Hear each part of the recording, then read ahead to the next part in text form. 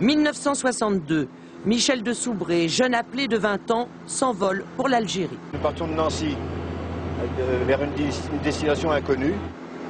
Il ignore tout alors des essais nucléaires français dans le Sahara. Quand on a su qu'on n'était pas dans une unité combattante, on était tous contents. On s'est dit au moins on ne va pas aller se faire tuer ou tuer des gens. Mais on était loin de savoir ce qui risquait de nous arriver, qui nous est arrivé d'ailleurs. L'accident nucléaire du 1er mai 62.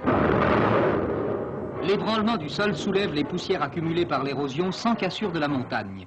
Elles ne sont pas radioactives. Pour les actualités de l'époque, tout va bien, mais elles ne montrent pas la suite. Nous étions dans cet axe-là, à une dizaine de kilomètres. À 11 heures, on a vu la montagne devenir toute blanche, derrière nous là, sans bruit, sans rien.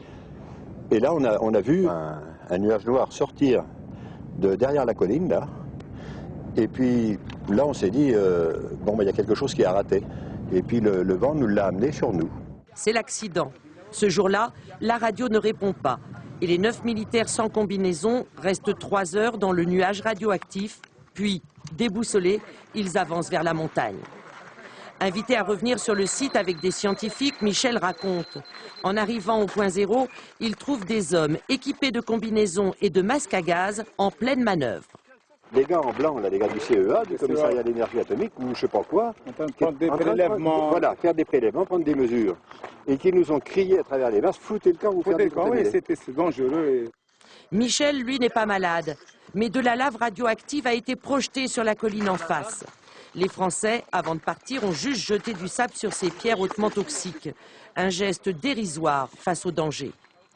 Quand on remonte jusque là-haut, on voit des failles tout le long de la montagne. Il y a la possibilité aujourd'hui, c'est d'entrer d'eau dans ces fissures et de contamination. Car quand il pleut, l'eau polluée coule jusqu'au village. Depuis 50 ans, il y a urgence à décontaminer. Ça coûte cher.